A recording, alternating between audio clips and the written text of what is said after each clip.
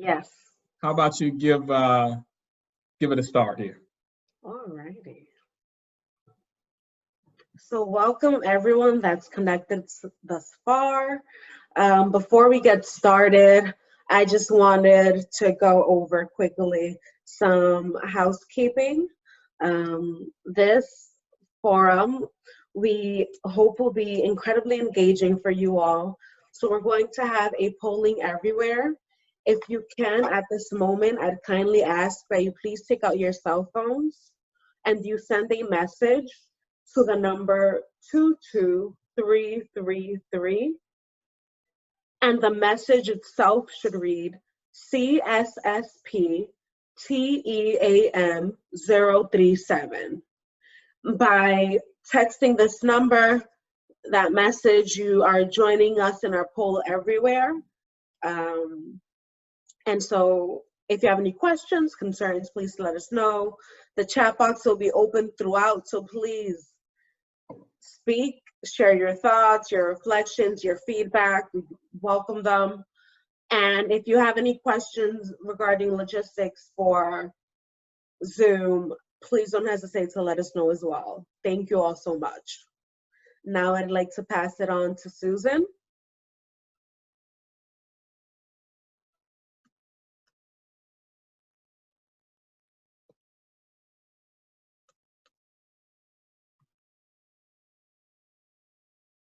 Susan, are you there? I'm here. Okay. I'm here. Can you see me? We have you. Yes. Okay, great. Hi, everybody. Good afternoon. I'm Susan Knopkin. I'm the Executive Vice President at the Center for the Study of Social Policy. And I want to thank you for joining us for this first gathering of our virtual Youth Thrive Alive National Network. We envision this network as a place for sharing vibrant ideas and strategies that challenge the way we serve young people in our country. We also see this as a space for showcasing exemplary efforts in diverse fields, communities, and agencies, along with cutting-edge research that reimagines systems of support to help ensure that all youth realize their full potential. This network directly grows out of CSSP's 10-year Youth Thrive initiative. And in that initiative, we have helped child welfare and juvenile justice systems rethink and advance their policies, programming, and practices. And it does so by aligning them with what the best research has identified as the resources and strengths that youth need in order to thrive. As Youth Thrive moves forward, we're turning our attention to community systems of support for youth that helps keep them out of these public intervening systems and in their families and communities where they belong. So please now allow me to share a quick overview of Youth Thrive. Conceptually, it's based on a synthesis of the research on resilience, positive youth development, adolescent brain development, and the impact of a range of traumas on that development. And through this synthesis, we have identified 5 protective and promotive factors in youth that mitigate the impact of risk factors and promote health and well-being.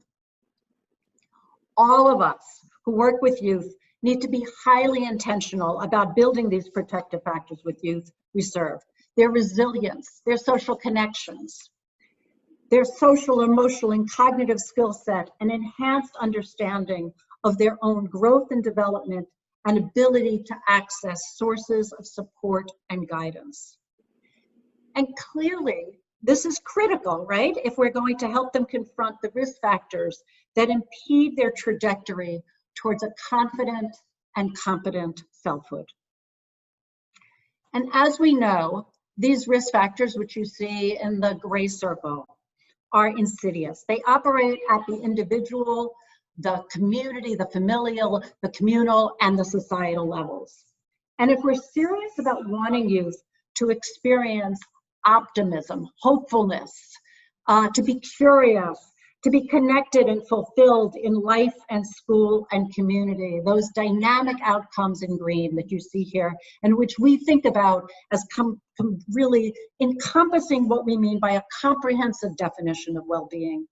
Then besides cultivating robust protective factors in youth, we must also tackle the inequities and structural racism that impede such well-being. And that's why we chose this timely topic for our inaugural webinar.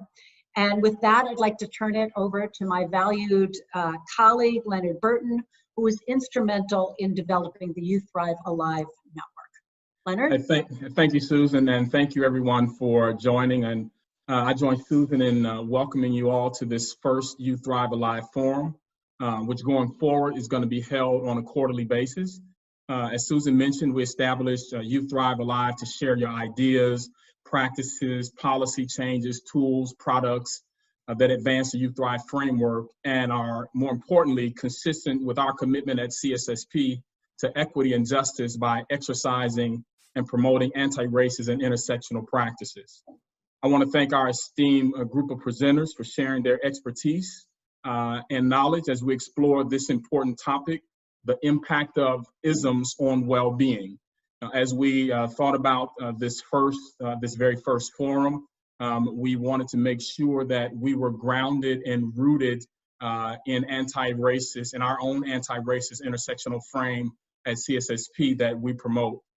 So today, we're very fortunate to have this group of folk who are going to present.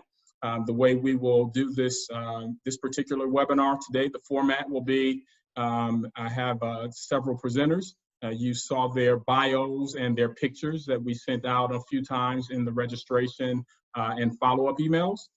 So today we have Dr. Alan Detloff, who is the Dean of Graduate School of Social Work at the University of Houston. Alan is also a researcher in child welfare. He studied disproportionality, disparate treatment and outcomes of young people. And Alan is a co-partner with CSSP in our Up-In movement to change the way communities and systems focus on young people's safety and well-being in this country. So Alan will go first during this presentation, and he'll followed by Natalie Reynoso, with the H being silent. Natalie is an activist, advocate, and peer navigator at Children's Villages Bravehearts, Westchester County, New York. And Natalie also runs some other advocacy programs on her own in supporting young people in her community. Then we have Victoria Brazier and Rasheen Palmer, both from the Door in New York City. Victoria is a clinician and juvenile justice coordinator at the Door. Rasheen is an equity and justice advocate and out-of-school case manager. So after each of their presentations, so we'll start with Alan. After Alan's presentation, we'll open it up for questions. Take a few questions in the chat. I'm going to ask Taisha to make sure that the chat is fully open so that everyone can see others' chat questions and comments in the chat. And then so we'll take questions after Alan's presentation, after Natalie, Victoria, and Rasheen's presentation. And then if time allots towards the end, we'll take additional questions. I just want everyone to know that the forum is being recorded and will be available on CSSP's website, the Youth Thrive page. So to get us started, Taisha mentioned that we're going to use poll everywhere. And for those of you who are just joining, if you would get your cell phone and press dial 22333 and text CSSP team 037. Those are all caps, CSSP team 037. And we will open this word cloud.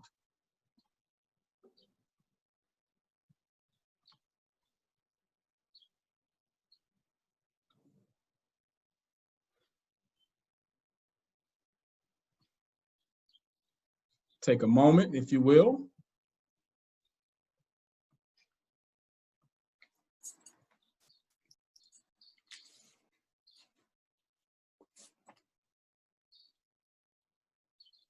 Answering the question in one word, outside of food, clothing, and shelter, what does well-being mean to you?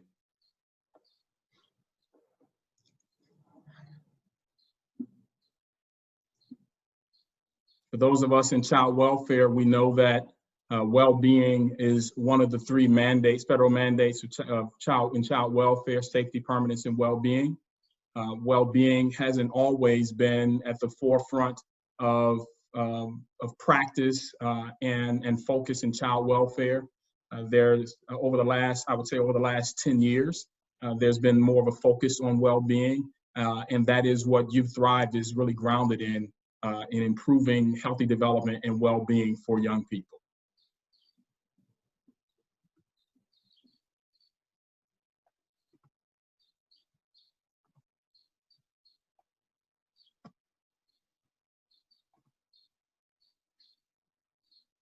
If you see one word, add them in. Thank you, Randy. I know you had some connection problem, but thank you. If someone would plug in caring and respect for Randy, we would appreciate that.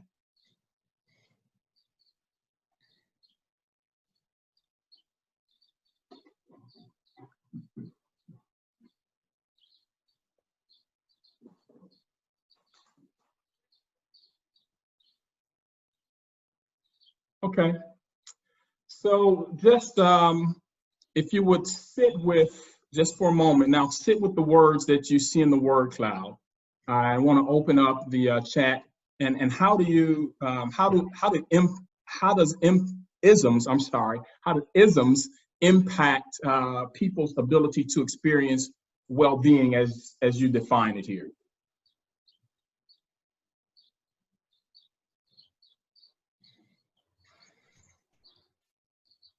Thinking about these, it causes conflict, barriers, yes.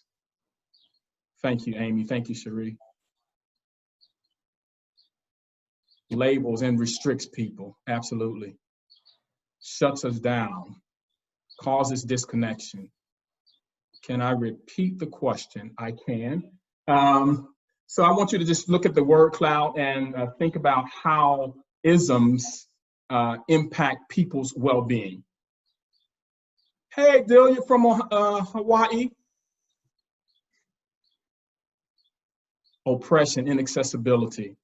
Isms, yeah. Powerful. Yeah, creates hostility, marginalize, isolate.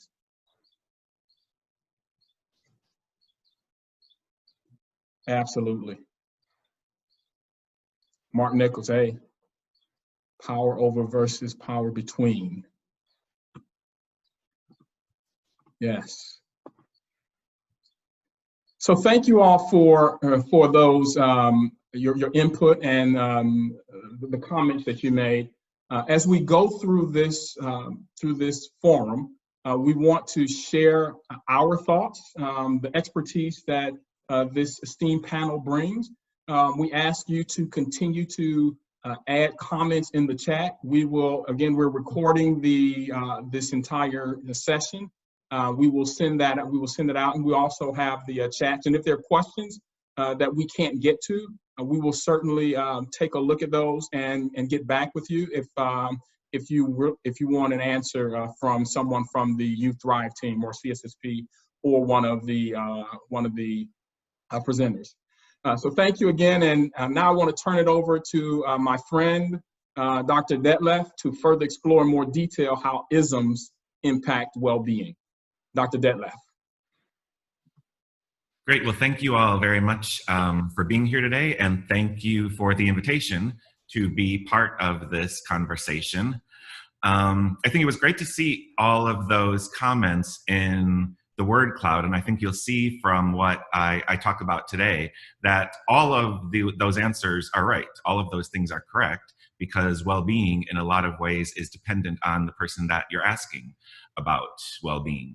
So I'm going to start today with some just big picture ideas to set the context of what we're talking about today, what well-being means, how we've come to understand well-being, and then in a big picture way, how isms can impact well-being before we get to our other panelists. So I want to start by just saying that most of what we know and understand about the concept of well-being, particularly in terms of how the systems we work in or the systems we work with use the term well-being, comes from a lens of white supremacy. For those of us who are service providers working with youth, a lot of what we think about when we think about well-being comes from how our organizations define well-being. And most of the organizations that we work in are founded on a culture of whiteness.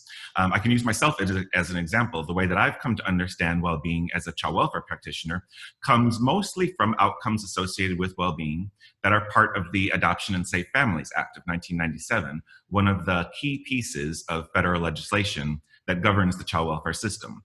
And many of you probably know this, but the history of the child welfare system, as is the history of most formal systems in the United States, is one that involves the gradual development of a system designed by white people for the purpose of supporting and maintaining the supremacy of white people. And then throughout its history, the notion of white supremacy has really been embedded within child welfare systems, their policies and practices. First, it was used to exclude Black children from child welfare system involvement completely, and now is used in many ways to perpetuate oppression against them. And that's what the Adoption and Safe Families Act did. And you'll see throughout the history of child welfare, the major federal policies that govern this system, again, have been developed by white people with the lens of white middle-class parenting standard as the norm by which all other families are judged against. In the case of the Adoption and Safe Families Act, it defined well-being just according to two outcomes. Children receive appropriate services to meet their educational needs, and children receive adequate services to meet their physical and mental health needs. So a very limited definition that focused on health, mental health, and education that states are held to in terms of the standard. I should also mention that at the same time ASFA defined these indicators of well-being, it also expedited termination of parental rights and made it easier for children to be adopted, which is fundamentally counter to what many people consider to be associated with well-being, which is a sense of love and belonging with your family, which ASFA was fundamentally designed to destroy. But if you think even outside of the child welfare system, the way that many of us have been trained to think about well-being, for those of us who are social workers or part of other helping professions, much of that comes from our codes of ethics. It comes from our professional training, comes from the books we've read, other materials we've been giving. For me as a social worker, I'm sure many of you who are listening are social workers. Again, it's important to know the racist origins of our profession, because in many ways it determines the way that we think about things now. In social work, we often think about the settlement house movement as being the foundations of the social work profession. And it's important to know and talk about that the settlement house movement was led by white people for the purpose of helping white people. Black families were intentionally excluded from the settlement house movement and were systematically denied aid.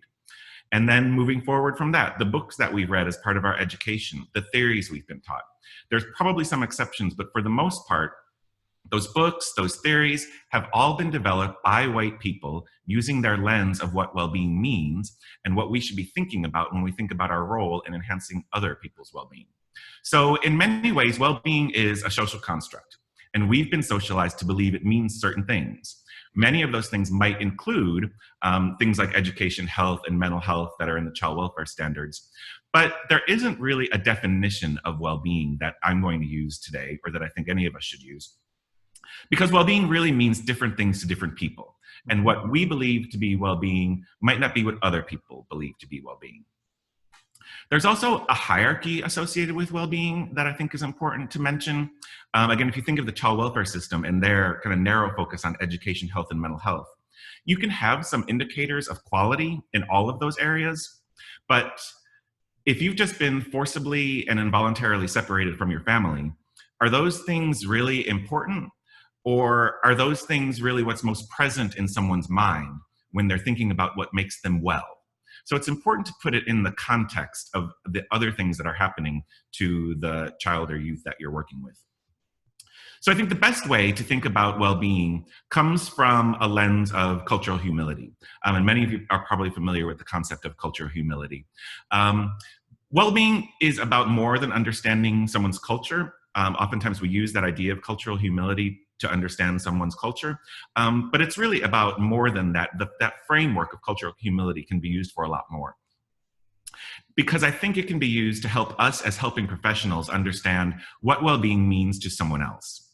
So the idea of cultural humility is really a reflective practice for us as practitioners or service providers that encourages us to realize our own biases and acknowledge that our education, our credentials, everything we've read are not sufficient for understanding what another person values. It tells us as professionals that a client is an expert in their own lives and that it's not the role for us, for professionals, to insert our own understanding. Clients are the authority, not the service providers when it comes to understanding their lived experiences. So I think well-being is best understood through that lens of cultural humility, where we don't take anything that we think about well-being and impose it on the people that we're working with. So I'll give some kind of big picture concepts about what factors might comprise well-being, because I think we can categorize it in certain ways.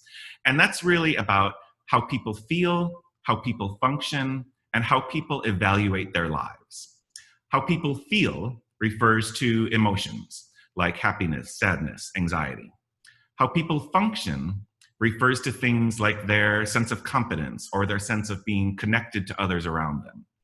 How people evaluate their lives has to do with their satisfaction with their lives or how they rate their lives in comparison to their best possible life, but their best possible life as defined by them, whatever that means for them. So you can think of someone as having high well-being if they function well, have positive feelings day to day, and overall think their lives are going well. But again, using the cultural humility lens, the idea of functioning well can only be defined based on what's important to someone else. Satisfaction with your life depends on what you view as satisfying and what you want to accomplish. And that's where the idea of the cultural humility lens comes in. So that's, I think, an overarching framework of a way we can think about well-being.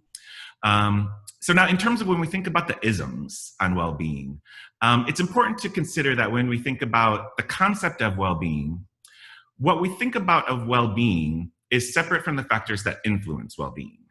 So if well-being is about how people feel, how they function, how they evaluate their lives, the factors that influence well-being can include these external things like income, education, employment, housing, and it can also include internal things like health, optimism, feelings of safety and security. And that's where the isms can come into play because they can have a significant impact on all of those things. Because well-being is such a big concept, we don't really have time to talk about all of the ways that isms impact all of these different aspects of well-being. So I want to talk about just a few of them. And I'm going to start with racism, because I think that really has to be the core of any conversation about isms. We're all going to talk about intersectionality today, and I think it's important to talk about intersecting identities. But I think it's important that when we talk about intersectionality, it's important to start with race and racism. Because in many ways, race is the original social construct that was developed for the purpose of separating people based on a continuum of supremacy to inferiority, with white people at the top of that continuum and Black people at the bottom of the continuum. And that idea of white supremacy and the need to maintain that supremacy has formed the basis of hundreds of years of policies and laws in this country that have impacted all of the external conditions that impact well-being, from housing to education to income to employment. I think that a lot of us already understand the ways in which those policies over these hundreds of years have impacted well-being, which have resulted in things like the wealth gap, the employment gap, differences in rates of home ownership, educational outcomes. All of those things exist not only because of racism among individuals, but because of racism that has been built into the policies that impact those outcomes, starting with the Black codes, to Jim Crow laws, to redlining, implementation of the GI Bill. Each of these things have led to considerable outcomes, inequitable outcomes, in each of these external indicators that impact how one perceives their well-being. But I want to talk more about the impact that racism has on internal factors, particularly health and mental health, because I think that's discussed less often in conversations about well-being. Racism has been explicitly identified as a fundamental cause of adverse health outcomes and inequities for people of color and specifically for Black people. Racism is also linked to the persistent racial disparities that we see in certain health outcomes, including things like heart disease, stroke, diabetes, certain cancers, low birth weight, premature birth. In broad terms, an entire body of research has shown that racism is associated with poor general health, poor physical health, poor mental health outcomes, including depression, anxiety, psychological stress, various other mental health outcomes. And what's important to know about all of this is that evidence shows us that socioeconomic factors alone don't account for the disparities that we see in health. A lot of times when we talk about these disparities in health outcomes, and particularly racial disparities, people will talk about poverty and the impact that poverty has on those things. And you'll hear people say, well, it's not really race, it's poverty. It actually is really race. We know that at every level of education and income, Black people have a lower life expectancy at age 25 than do white and Latinx populations. Black people with a college degree or more education have a lower life expectancy than do white and Latinx populations who only graduated from high school. So I think that's an important point, that this really is about racism. And I think it's important to have those conversations when we're talking about health disparities, because a lot of times people can come away from those conversations thinking that there are some biological differences between racial groups that lead to these disparities. I think you'll see that in conversations occurring about COVID-19 and the racial disparities that exist there. People often point to underlying health conditions that are more likely to exist among people of color, particularly Black Americans, which can lead to an assumption that there are these biological or genetic differences between the races that contribute to these underlying health conditions that then lead to disproportionate outcomes from COVID. But that's not accurate. The disparities that we know exist in these underlying health conditions, things like diabetes, heart disease, certain cancers, these disparities exist and are more likely to be present among Black Americans because of their daily experiences on the receiving end of racism, which is inextricably tied to the way that racism impacts someone's mental health, which impacts their stress, which then impacts their physical health. So that idea of stress impacting someone's physical health is something that's been studied a lot, and I want to share a little bit more with you about that. Research around that idea of sustained stress stemming from racial discrimination can lead to significant wear and tear on the body. And those repeated experiences of discrimination as a chronic stressor increases someone's vulnerability to physical illness. And that's been coined a term called weathering.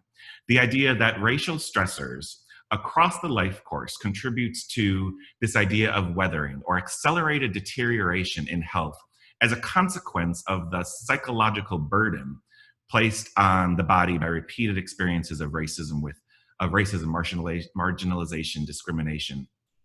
So I want to show you a short video clip. This concept of weathering was developed by a public health researcher, Arlene Geronimus, and I wanted to show a short video clip just to kind of demonstrate what that means.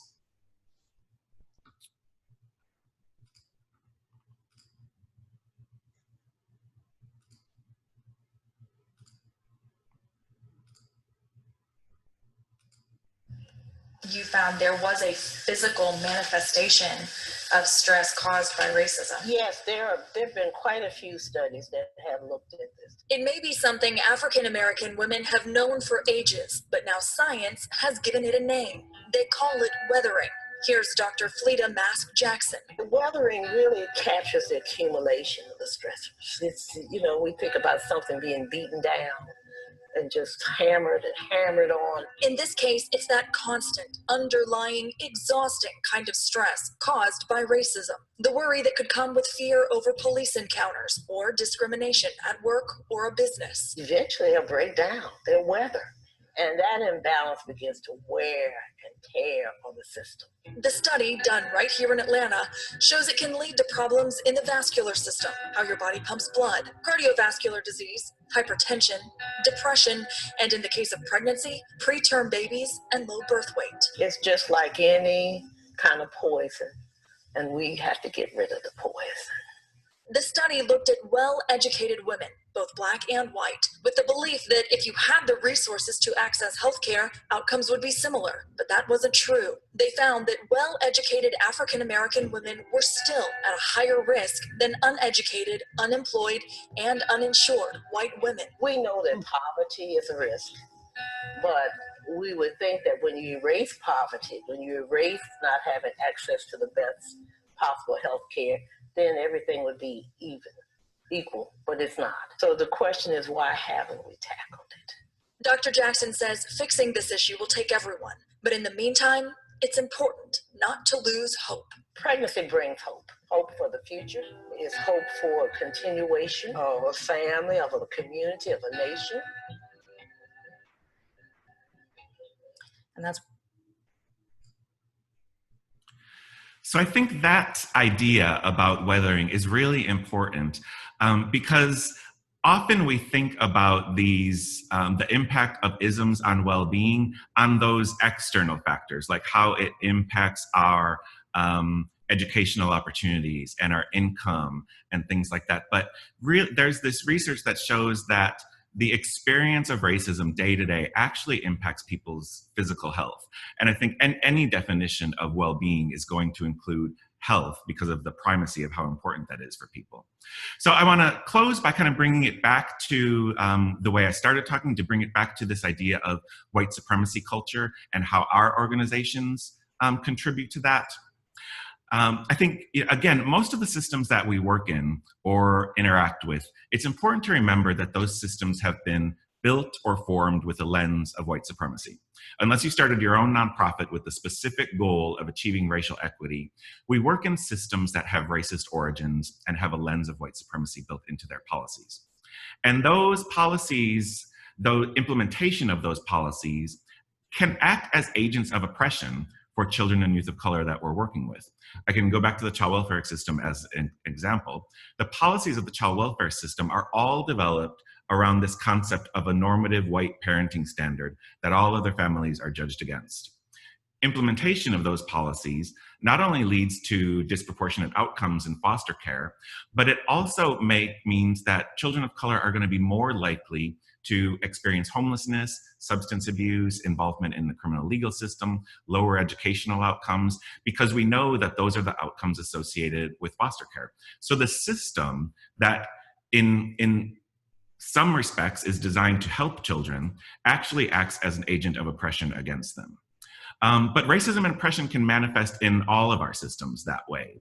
The child welfare system is often an extreme example, but it's important to think about how it can manifest itself in all of our systems. And I think what's helpful here is Dr. Ibram Kendi's definition of assimilation. A lot of people talk about his definitions of racism and anti-racism, but I think his definition of assimilation is really important in the context of this conversation. And that definition says, one who is expressing the racist idea that a racial group is culturally or behaviorally inferior and is supporting cultural or behavioral enrichment programs to develop that racial group.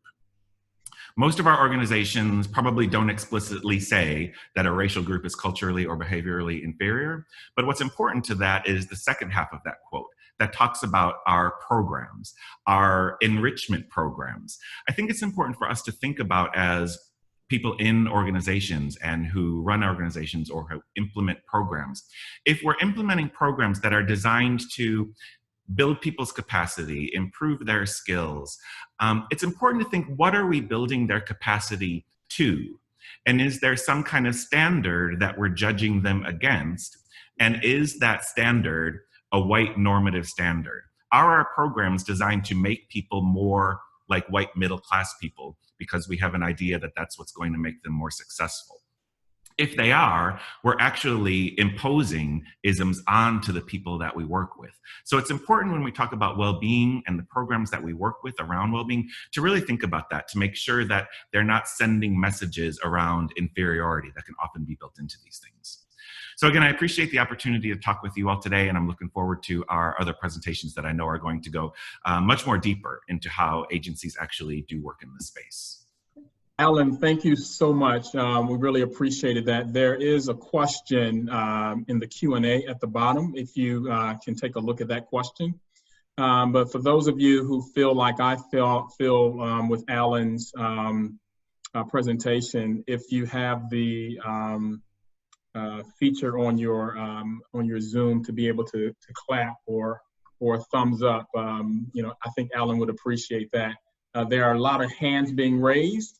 There's one question. There's a first question, Alan, in the Q&A, and I want to read that question. Do you have that question yourself, Alan? Yeah, I can see it. So Okay. the question here says, does weathering mean living in a higher income perception of the best area to reside in equals a stronger, more prosperous neighbor, mean less stress, so health is better?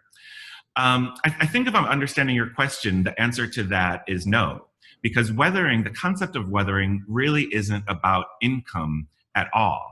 The concept of weathering is about how the experience of racism, being on the receiving end of racism, weathers someone and actually impacts their physical health, not only their mental health, but their physical health. And we know that racism can impact people regardless of income. With situations we've seen recently with police brutality in the Black community, we know that income often has nothing to do with that, because people, when the police stop someone, when they pull someone over, they don't know what someone's income is. So the idea is that just being Black in America is going to lead to experiences of racism, likely daily experiences of racism. And the constant stress that that causes someone actually deteriorates their health. That's what weathering is about. Excellent. Thank you. Any other questions of Alan? Taisha, I think some folk have some hands raised. Can you identify those? I will.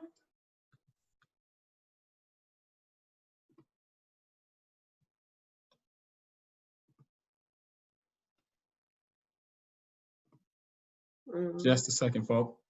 We have one question, the quote for assimilation. That's Dr. Ibram Kendi in his book, How to Be an Anti-Racist.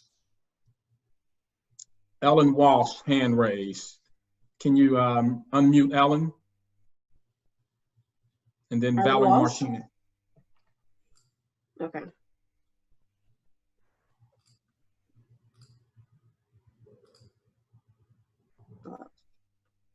Okay. There's Ellen. Ellen, if you would unmute, there you are. Your question? You're muted. Okay. No question. Okay. Thank you. Valerie Martinez.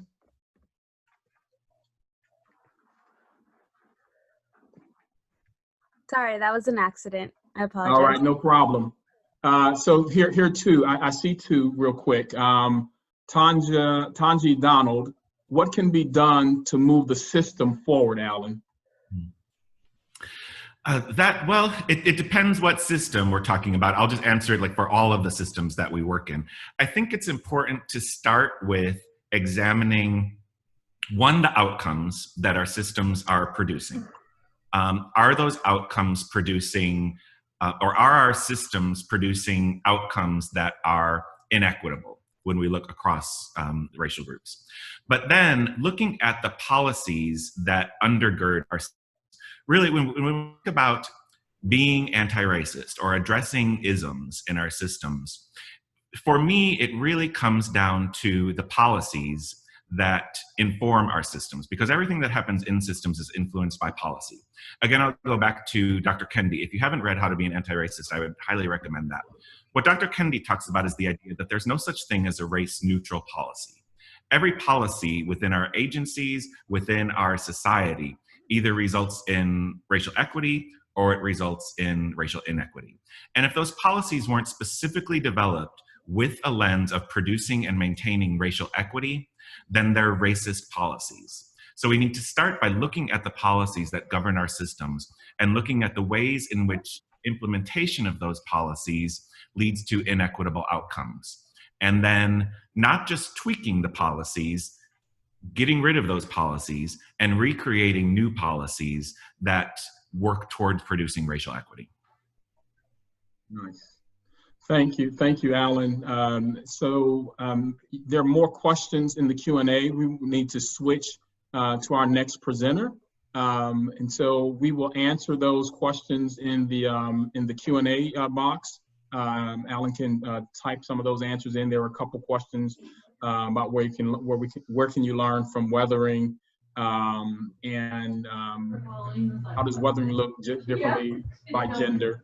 Alan talked about the intersectionality very briefly. You'll hear some of the intersectionality and sexism in a couple of the presentations coming up. But with that said, I want to turn it over to Natalie, the H being silent, Reynoso, our advocate, activist who works very closely with young people and want to share their experiences with us today. Thank you so much. Again, thank you, Alan. Natalie? Hi, good afternoon, everybody. Ms. Walsh, I'm sorry, Natalie, just 1 second. Ms. Walsh, would you please mute yourself, and then Taisha, we can remove Ms. Walsh and Ms. Martinez here, please. Thank you. So as Leonard was saying, I'm a peer navigator with the Brave Hearts. That is one of the first youth-led nonprofits in the country. And what that means is that we work with youth by youth, and we mentor them in all around areas. I specifically work with the young men and women at the jail and the population from 10 to 24 years old. And that's my work with Brave Hearts. I also have my own organization called Ceremony Cerebellum, and it's very similar to Brave Hearts. It has a focus on wellness, on well-being, and on the 8 dimensions of wellness, and the intersection of the arts and the sciences. So I'm gonna just be sharing my experience, my lived experience, which is key to what we do as a mentor. So all the mentors have lived experience, so they've been more or less impacted by oppression, by the system, that was previously mentioned by Alan. So I'm just gonna start from the top. The first ism that I'm gonna touch upon is ageism. And so my parents are immigrants. My mom was born in Mexico. My dad was born in the Dominican Republic. And I was born here, which is a privilege that I do acknowledge.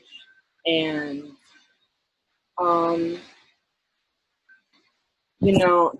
the way I was raised was with the respect your elders school of thought. You couldn't question them. You couldn't suggest anything, really. So that was the first thing that I had to learn. It was, how do I navigate operating here and helping my parents navigate here, because their understanding of the world here was very different than what I was learning. And not to mention the language barrier as well. So being a translator from the second that I learned how to speak English, which was around, 2 to 3 years old, having been attended pre-K. So trying to navigate that without coming across as disrespectful is really difficult.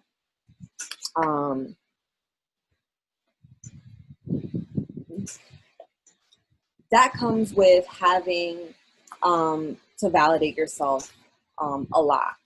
And, one thing that is very common within ageism is the adults not seeing the children as serious, or their traumas aren't real enough, their problems aren't real enough, and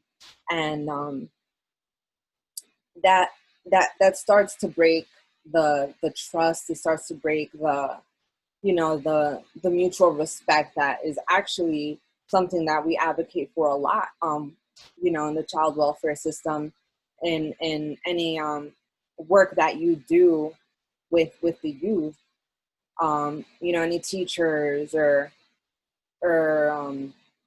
people that start working with children in different settings that are not academic, tend to have this authoritative demeanor in which they think, I'm the adult. You know, it's, if you're familiar with the movie Matilda, I'm big, you're small, I'm right, you're wrong. And it's funny because it's like that most of the time.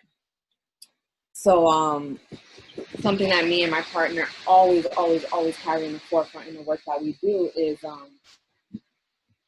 you know, you have to respect the youth if you want to be respected too.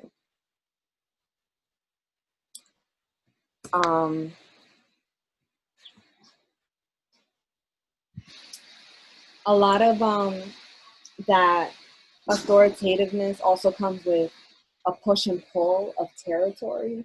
And as you grow older, into your young adulthood, you experience a lot of that. When you start entering the workforce, you experience a lot of, I'm here, you're the younger one.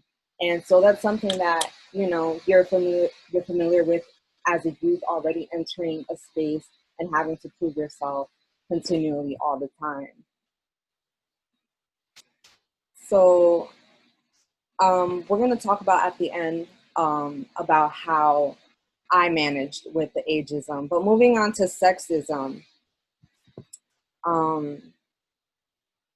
my experience with sexism was that culturally there was a silence on sex education. You didn't talk about that kind of stuff. And additionally, growing up in a low-income community, the education on that was almost non-existent. And that's very important, because that is something that the youth need in order to familiarize themselves with their emotional and biological needs. And when you're younger, if you're not taught that, you don't know what your body's asking you for, as opposed to what feelings or intimate social connections that you're having with somebody are you know, are being, which one is which, you know, basically. So that that can be very detrimental, because that leads to, you know, it can lead to trauma bonding and people, you know, just projecting, you know, their traumas onto others.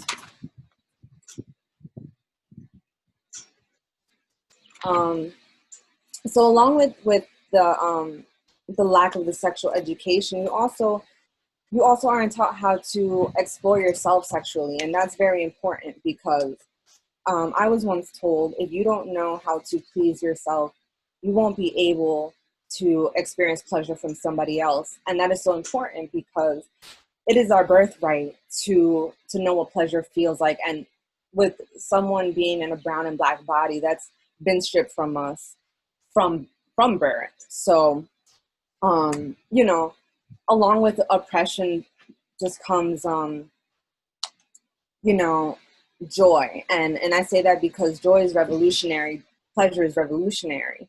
So it's important to have that. And then the last one that that we're going to talk about is racism. This one, you know, being, you know, they're all very relevant, but this one has gained so much traction in the last couple of months. But, you know, essentially my first experience with racism and colorism, I was 3 years old. And I asked, my mom is fair skinned and my dad is dark skinned. And I told my mom, I don't want to be brown like daddy. And I want to have my hair in lines. That was my way of saying straight hair. And my mom, she intervened and she explained to me the differences of skin color. But it just always brings me back to that moment that at 3 years old, I had the cognizance to make that distinction. So where did I get that from? You know, I obviously got it from the media, what I was being fed, you know, having lacking presentation in what I was watching, the shows that I was watching. And so, like I said, I grew up in a lone community, mostly Black and brown, and I didn't really experience bullying until maybe around the 1st or 2nd grade, and it was for being Mexican. So, that within itself, having a sort of agenda that you can look at historically, and not being bullied for being Dominican. So that was something that I started internalizing, especially the time that I stood up for myself in the 2nd grade and told, the person that was bullying me something back, and then I got in trouble and they didn't. And they were lighter skinned than me. So, I think about stuff like that because nothing is coincidence. Later on, my parents got divorced. I moved to a different town, and my timer. And it was a suburb, and so it was predominantly white, and it was a very, very culture shocking and eye opener. And as Alan mentioned before, the redlining, that was the first time that I experienced redlining. If you were Black or brown, you most likely lived in the south side of town and got free lunch, whether you were Black or brown, and actually, lived in on the, higher side of town. And, that was the first time my brother, who's 2 years older than I, first started showing, our grades dipping and fighting and stuff like that. And it was, solely based on our skin color and no teacher intervention at all. We never had a teacher come to us and say what is happening. We never had a guidance counselor come and say what's going on at home. And, I just want to reiterate, I was 11 years old at the time. That was one of the first times that I felt like my skin or my body was ugly to me and I didn't want to be in it anymore. And that's really powerful because as an 11-year-old, you don't know what to do with that. You don't know that you're actually beautiful. You don't know that your brown nails or your brown hair or the fact that your edges are messed up in the morning. You don't know that that's beautiful when you're 11 years old. So, those are the things that, part of the things that I grew up with. And, when I was older, later into my teens, I came back to the town that I originally grew up in. And that was the second shocker because that's when I realized that I just got back from a town that had this exceptional education and everyone else around me were doing things that I had done 2 years before. And at the same time, my health started deteriorating. So I started taking my health into my own hands and exploring that. And that all led me to finding out about my heritage, my culture, my indigeneity, and doing away with the labels that have been given to me, including the Dominican Republic, which is, a name that was given post-colonialism, and Mexico. So now, I embrace my indigeneity. I embrace the fact that I know that I have many cultures in me, even European. And I use the promotive and protective factors that Youth Thrive for You has, which is a training that is provided by Youth Thrive, and just really dwell on mental health. Mental health is the one dimension of wellness that will open up and blossom the other dimensions of wellness for you. And nutrition is a very important one of all of those. And I just wanted to share that before I take a question or two, because it's often left unsaid, but what you feed yourself visually and physically, nutritionally, is what you're going to put out. And so that's another way that we can reclaim ourselves, because oftentimes when we talk about reclamation, we only talk about, being in the streets, being at this protest, making this post, posting this black box. But, we weren't supposed to have a Whole Foods. We weren't supposed to know what a kale salad was. So that's a powerful thing that I learned, and that I'm gonna share with everyone that I come across ever. And yeah, if anyone has any questions, I think we've reached the Q&A portion. We have. Good job, Natalie. Thank you. So we are opening up for any questions that you have of Natalie, any clarifying questions, any questions of curiosity.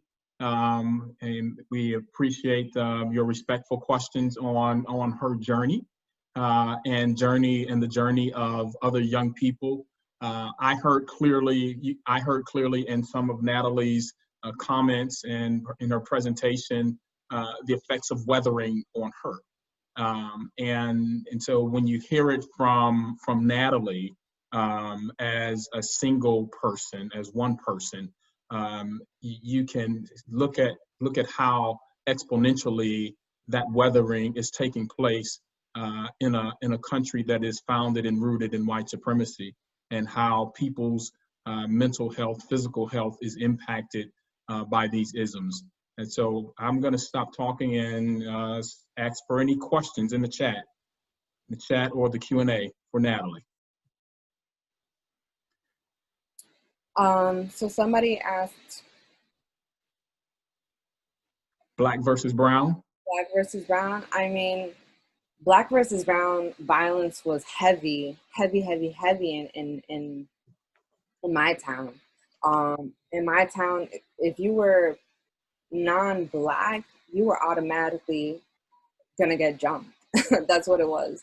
And I think that part of me, the way I move today, is still because of that. But I think that that's something that is still, still prevalent in our communities. Racism amongst ourselves is something that has been programmed within us as much as, with non-Black people. So I think it's just, important to just bring awareness to those kind of things, because I am you, you am I. And, if I have, 2A hair, not fully kinky hairs, I don't know if, what part of me is European, and I don't know what part of me is Spanish or African. So, I think within ourselves, we just have to focus on the oppressor and removing those systems. Somebody else asked if I could share about the nutrition with the youth. So my partner and I, we actually teach cooking classes, and we have a catering business, and so this is right up our alley. But we work with high schoolers, middle schoolers, elementary school kids, and the amount of high schoolers that we work with, most of the time, the first thing that we always do is eggs, pancakes, and some sort of green that we saute. And most of them is their first time cracking an egg. And like I said, they're in high school. So we found that if you just bring it to them, if they can smell it, touch it, taste it, feel it, they will most likely carry it with them for the rest of their lives. And so something that we do all the time, like I said, a green, we'll usually just bring like kale or broccoli with the eggs and pancakes and just saute it with salt and pepper and a little bit of usually sesame oil, because it just has such a great flavor. And they'll a lot of them are, of Jamaican descent or some sort of African American descent. And they'll be like, where's the seasoning? Like, they're used to seeing the Old Bay or the Lorries, and we're like, it's just salt and pepper. And they're like, this is amazing. So most of it is just having it there, and they'll interact with it if you're there with them, just like with, with any other children, just be present. Yeah. There's one more question, Natalie, if you can take this last question, and then we will move to Rasheen and Victoria. Can you see Roseanne Rentaria's question? Let's see. How do we build trust and developmental relationships when these isms remain part of our world? You can take that, or Alan, you go ahead, Natalie. So social connections. You have to try to create a space for yourself that is safe, and it's easier said than done. But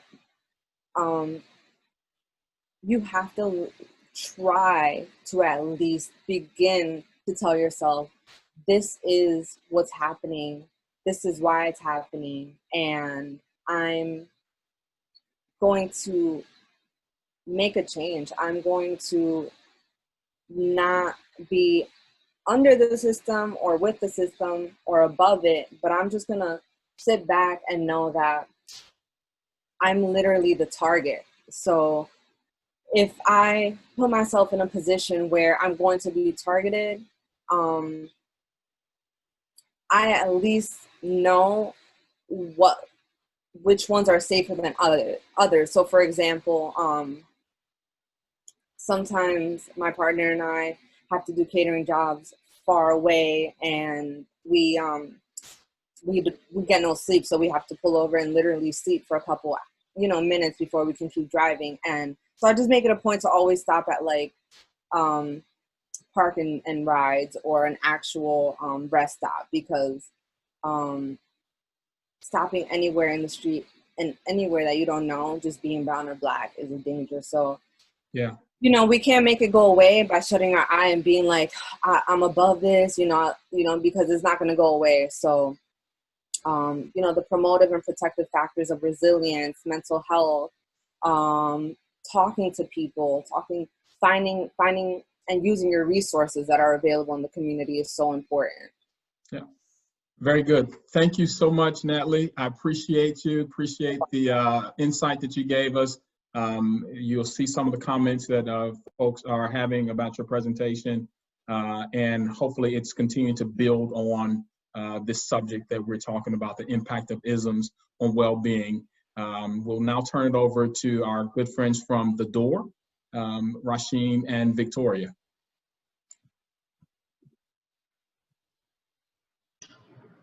Hello, you guys. Go ahead, Victoria. I'll follow up with you. Hi, guys. I'm Victoria. So, good afternoon, everyone. I'm Rasheen. I just want to start off by saying thank you all for striving to live your lives with optimism. There goes a positive one right there, as well as welcome to our presentation.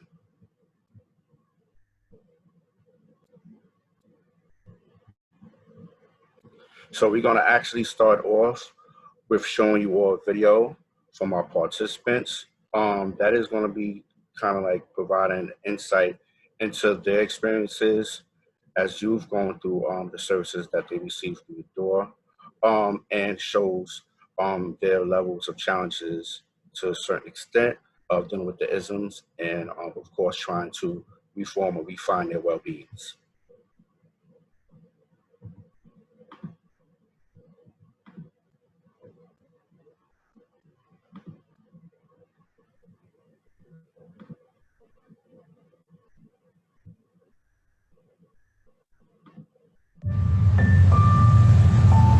There was this traumatic earthquake in Haiti back in 2010. The whole city was basically destroyed, so we had to move here. And just 2 months after I moved here, my mom passed from cancer. So then that's when I started to go through, depression. My father left my family when I was 9 years old. I wasn't making grades, I wasn't doing the things that I had to do, I was making wrong decisions socially. I was just slipping through cracks. There was no support back in Jamaica for my sexuality. I've been strangled, stoned, beaten. It was pretty rough. I came to the States with the hope for a better life, but it was completely different. I was unemployed. To be honest, I was a bit hopeless until I found The Door.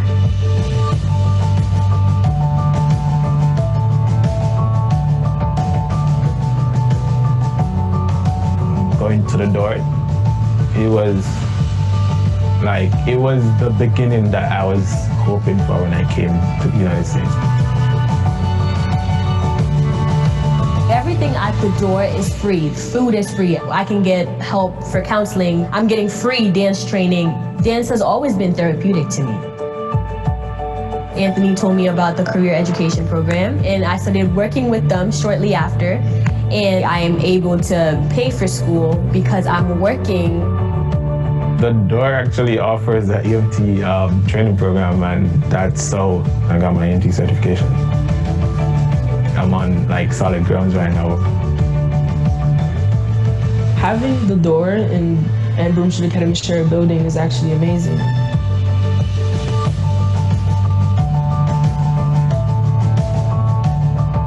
There's just so many things that Broomfield Academy and the door offer that other schools in New York City don't.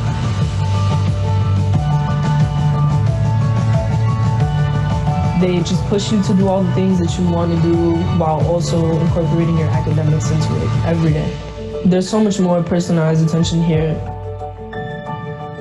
We have the CHAMP model, which is one-on-one time with the teachers. Miss Santiago is always available to me at any time. She's basically like a mom to me. Dina is my mentor. Going to the door is like, oh, I got this whole community behind me. My sexuality is who I am, and they've accepted me for that. And I have friends that I can actually call friends. I'm actually going to be the first to graduate from college in my immediate family, so that's kind of like a little weight on my shoulders. But it's something that I do aspire to. I can't imagine a world without the door.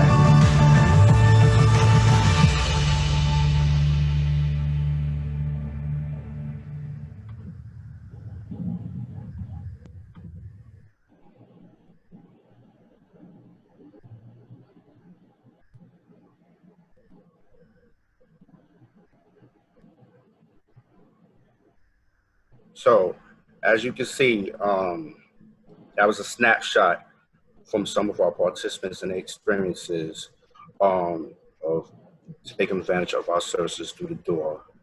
Of course, we are operating out of systems of oppression in one of the biggest cities, in America, where I feel like New York City represents probably more flavors of diversity than Baskin-Robbins.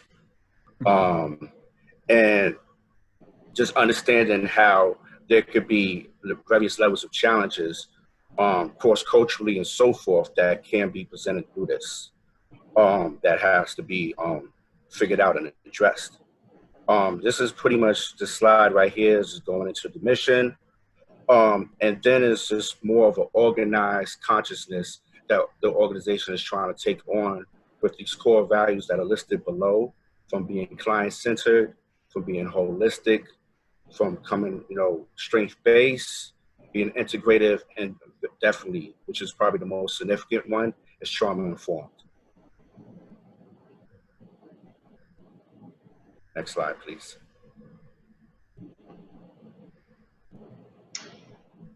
Okay, so as you guys can see, just to give you an idea, in addition to the video of who's coming through our doors, we do serve a lot of young people every year. So in the last year, we served just over 11,500, and all walks of life come out through our doors. We typically serve 12 to 24, but as you can see, a lot of our young people are really like adolescents to early adulthood. So like really in the midst of all of these things and kind of learning how, like, all these things coming to the forefront. A lot of our young people identify as females. Most of our young people are Black and Latino, and then you can kind of have an idea of what people are actually coming to the door for. So a lot of people come for health and nutrition services. A lot of people are coming for like housing, space, education services, career services, all that kind of good stuff. And then this is, we don't really want to go into like what we offer. The reason why we just want to give you an idea of why there are so many departments and programs within the door is because we recognize because of all these things in our lives and in the world and in society and these isms, like, we're complex people. As it's come up multiple times, there's intersectionality in our lives, and we all have different views of well-being, and to and to actually be able to be our best selves and have that state of well-being, we need so many different things to address those things. So I think that's part of why our model is this way, is because we're such complex creatures, and we know that, and we need a lot of things to be our whole selves.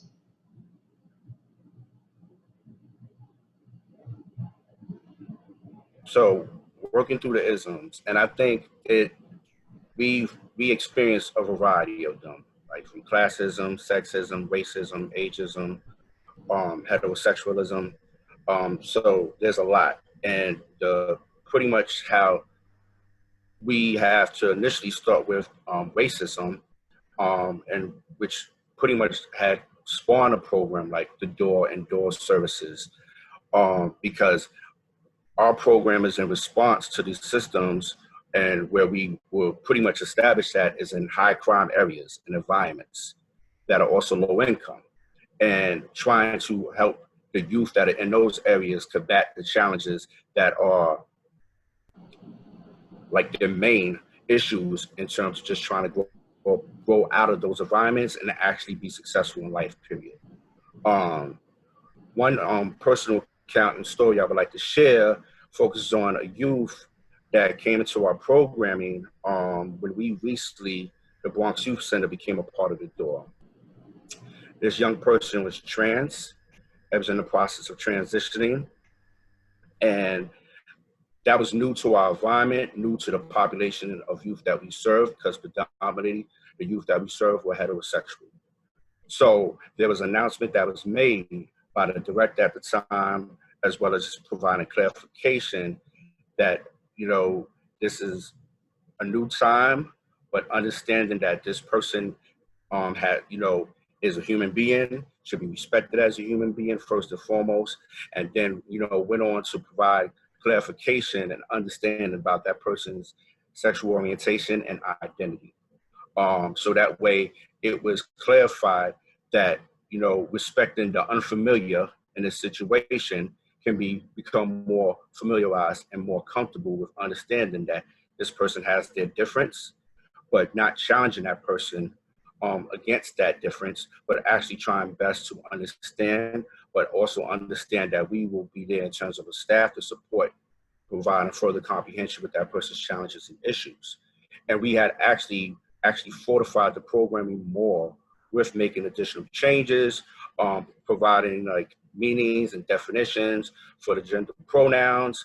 We were there to support that young person as they went through their journey, which wasn't long in programming because that person had other objectives and things in mind. So we also had pretty much referred that young person to our downtown and Soho, Manhattan location, where they were able to actually be around people who have similar backgrounds and will provide a little bit more of a stable and comforting space for them to take advantage of our program.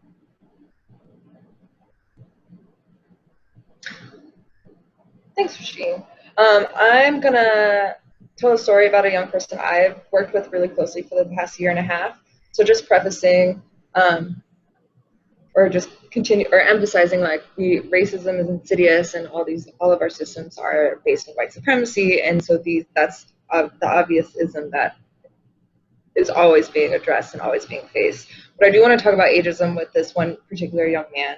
As of today, he's 21 years old. He's a Black man from Bed-Stuy, Brooklyn. And to give you an idea of some of his background, so he entered the foster care system when he was about 9 years old, and he went from foster home to foster home, kind of being switched around, passed around all the time, where he eventually landed in a kinship foster care placement, and he was there for a while. And in that place, it was a very abusive household, both mentally and physically abusive, and this young person had voiced these things throughout his placement there, and nothing ever really happened. With that in mind, and the lack of support and kind of things that we all kind of know are not protective factors were in his life, and he ends up going through a lot of different things. And by 18 years old, he then gets, at 17 years old, he gets arrested and he gets tried as an adult. In New York City, even though you're 18, you can still be tried as an adult, even though you're still technically a minor. So by the time he's 18, he's incarcerated upstate. At that time, so in foster care, you are able to stay in care until you're 21 years old. When he was incarcerated, he was told that because he was 18 and he was incarcerated, the state was already paying for him. So he was not allowed to be in foster care anymore, and he had to sign himself out. So he then signed himself out at 18. By 20 years old, end of 19, early 20, he's released, and then he gets connected to the door, and he enrolls in one of our training programs. And from there, he's gone through, there's been so many different things. So when he was released, they released him to homelessness. Essentially, they released him to a friend's house that he was allowed to sleep at for about a week or two, and then they said that was good enough. So they essentially discharged him to homelessness. He eventually ended up going to the shelter, and now he's stably housed, not because of the shelter, but kind of some of the support. And so I'm saying all these things because from such a young age, he was never given a voice ever, because kind of what Natalie was sharing is just like, you're too young, like shut up and listen, you don't know what's good for you. When he knows, like, I don't feel good, I'm being hit, I'm being told, I'm being treated crazy, like, but no one was listening. So from the gate, he's being like messaged, like he has no value, has no worth, he doesn't have a voice. Then like the very concrete thing of all of his foster care things, and them, in addition to just being dismissed at such like an emotional level, he's being dismissed on a very huge concrete resource level, in terms of because of his age, he didn't really know what he was entitled to, because no one had ever really told him. They just pass him around and tell him what to do. So he never really kind of gets that sense of like self-advocacy and knows what he is entitled to, because no one's ever communicated that. So he loses out, and when you're in foster care in New York, you are entitled to certain housing supplements and different kind of programs afterwards to help you transition into adulthood. And so because of people taking advantage of his younger age and him being in a very adult system, like he's in an adult system as like a 17, 18-year-old, he got played, like, lack of better words, he wasn't treated with the respect and dignity he should have been. And so I think a lot of the work that we've done together it's on two levels. So the first level is like the very concrete stuff of like, you need housing, you need to have income so you can like support yourself, you need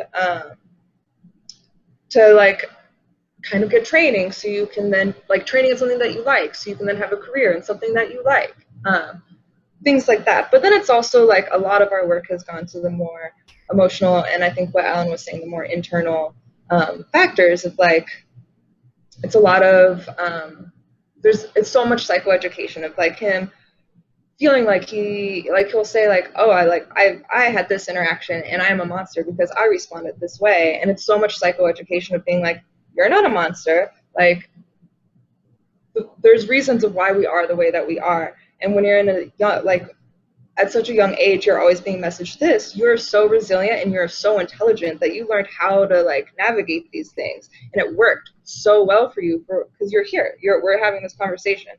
So you did so many things right, but now you're in a place where it might not be working anymore. And so it's learning, like, my brain was hardwired a certain way, and so now it's like learning to unpack the trauma. So I think that's where a lot of our work has been, is kind of learning like, how have I been infected? How have I become the way why am I the way I am? And how do I continue to grow into the person I want to be? And I think that's where a lot of our work lies. It's like, yes, the concrete, but then it's really like understanding how all these things in his life, all the ageism, all the racism, all these like negative experiences, all this trauma has impacted him so profoundly at such a young age, and it's still having ripple effects in his present day life. And how can he get the tools and like learn about himself enough so he can then kind of navigate these and continue to grow and continue to progress and reach that state of well-being and happiness and safety that we're all always striving for. And so I think in all these isms, like it is kind of, as a service provider, that two-pronged approach of like, yes, you need to address the concrete, but it's so much deeper than that, as we all know. Yeah. And we've all been speaking on it. We have to hit the deeper level. Yeah, so thank you so much, Victoria and Rasheen. There's a question in the Q&A box here. Says, there are so many great programs at the door for young adults, but how do we perceive redirecting young adults from embracing one system to fall into another system, since they are predominantly ingrained historically in white supremacy? I would say, and kind of like piggybacking off what Natalie had shared in her presentation, I feel like one of the important factors is social connection. Sometimes it's definitely about positive recognition as well. So it's like not ignoring what values they have and what they can bring to the table. I think for young people, they definitely don't want to seem like they come into the table empty-handed. There's definitely a certain pride.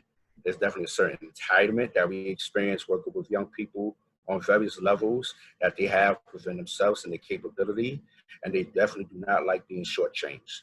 So it's like, you know, respect your youth is real.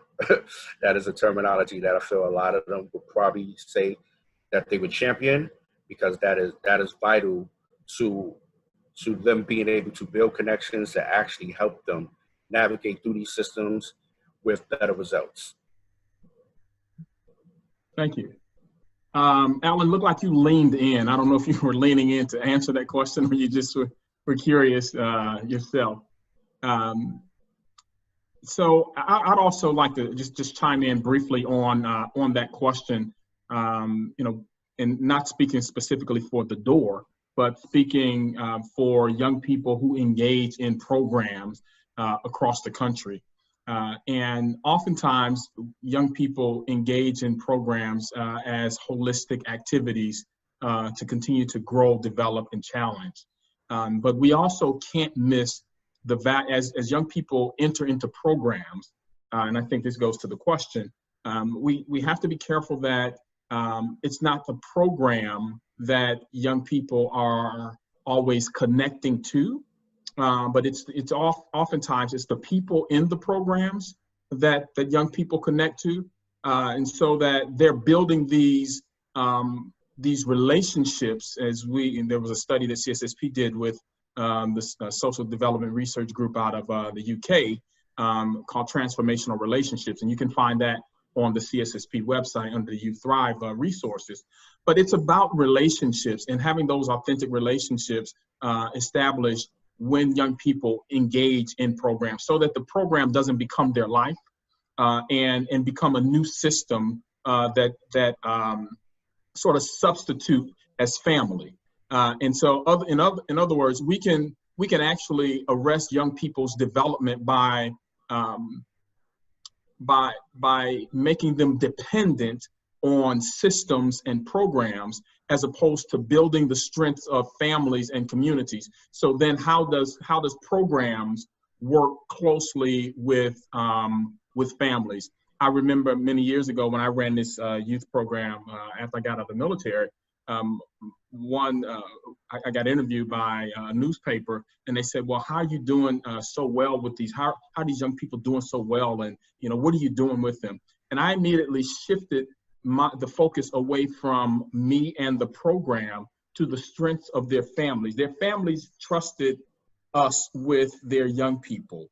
Their families also embraced the work that was being done. So I had to identify the strengths of the family so that we're not continue to perpetuate these systems that are ingrained in built and ingrained in white supremacy.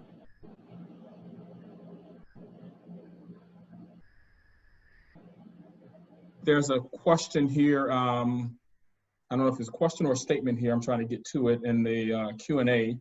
And feel free to open questions. So we're opening questions not only to Rasheen and Victoria at this time, but to Natalie and Alan as well. So if you had some questions that didn't get answered, or you still want to dive deep with Rasheen and Victoria, feel free. I think this might be a statement here. Oh, Victoria, so true. Learning why trauma, especially sustained, wires our brain to react the way it does is a crucial step in healing and changing perspectives and thus behavior. You put it so well. Children are just young, not stupid, and they see things so clearly and know they're wrong, but they are helpless. Thanks for all you share for the work you're doing. Yeah. Great. Any other comments, questions anyone have? We're open for a few, we got a few more minutes and we can.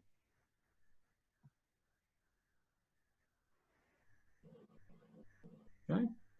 Well, you know, I want to say thank you all for joining our very first Youth Thrive Alive forum.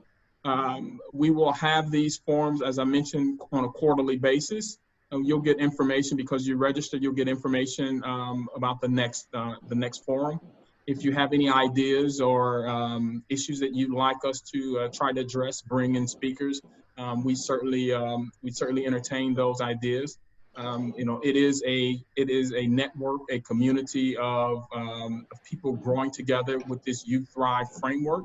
So we ask you to continue to join in with us as we grow and learn together with Youth Thrive. I want to thank Alan, thank all of the presenters, Alan, Natalie, Victoria, and Rasheen. Alan, you know, you put this systems and structural frame around the work, help us understand what the history is in child welfare and what we need to do moving forward in order to support young people's well-being.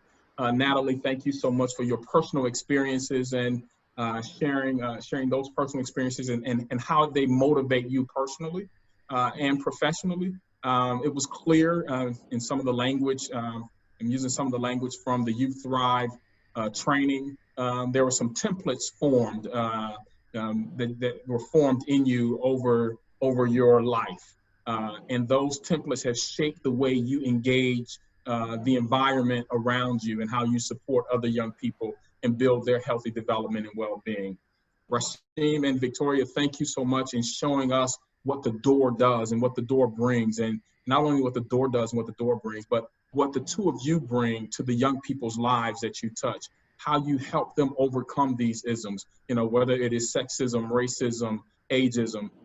The door is there to help young people navigate and support them through these challenging times that can be and are weathering to many of you. Again, thank you so much. We appreciate you. We will have those of you who are still on, we will have the webinar, the recording will be available by Friday. We will also have Alan's presentation will be made available shortly as well. And the other slides from Victoria, Rasheen, and Natalie will also be made available. Thank you so much. We appreciate you. You all have a great weekend and be safe. Cover up, mask up, be smart. Thank you, everyone. Take care, bye. Thanks, everyone.